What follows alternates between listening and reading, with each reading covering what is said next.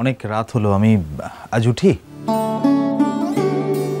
তুমি কি আমাদের বাড়িতে আজকে রাতটা থেকে যাবে? মানে কোনো অসুবিধা হবে?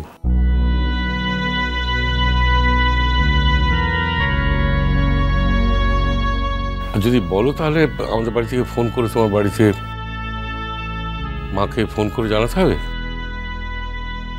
না মানে সেই জন্যে না। ও তো কাল সকালে অফিস আছে।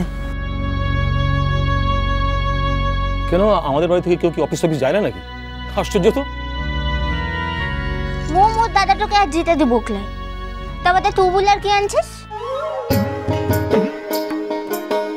আর তুমি হাসতে লিখেছো কিসের লিখে? ভুল কথাটা বলেছিল কি কোনো? জি জি জি জি, ভুল বলতে যাবে কেন? আমি এত সম্মান পাচ্ছি, এখানে ভুল কিসের? তেমন কোনো যদি অসুবিধে না হয় আজকে রাতটা থেকেই যাও না।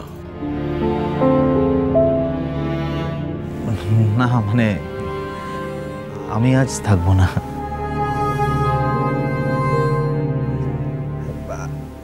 তাহলে কি কাল রূপাঞ্জনাকে নিয়ে যাব বাড়িতে?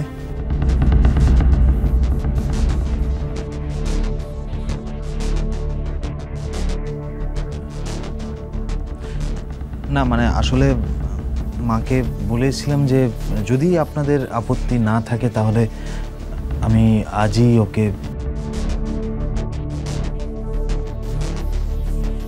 আজই? না মানে তুমি কি আজই নিয়ে যেতে চাইছিলে রূপুকে?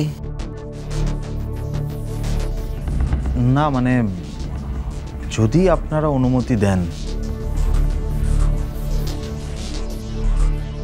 মানে আমি কালকে অফিস থেকে ফেরার পথে তাহলে ওকে নিয়ে গেলাম আর কি। কালকে দিনটাও ভালো আছে, মহালয়া। কিন্তু আমরা তো মানসিকভাবে প্রস্তুত নই আজ।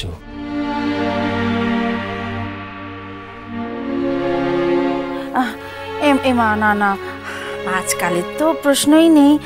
মানে পুজোর আগে বাড়ির মেয়ে যাওয়ার তো কোনো প্রশ্ন উঠছে না। না আই রূপু, কিছু বল না, কিছু বলছিস না কেন? চুপ করে আছিস যে? তোমরাই তো বলছো মেজুমণি।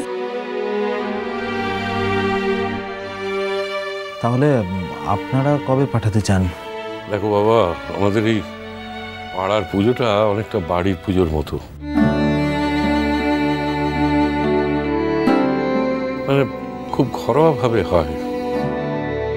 আর পাড়ার যত কচিকাচারা সারা বছর ধরে এই উৎসবটার জন্য অপেক্ষা করে।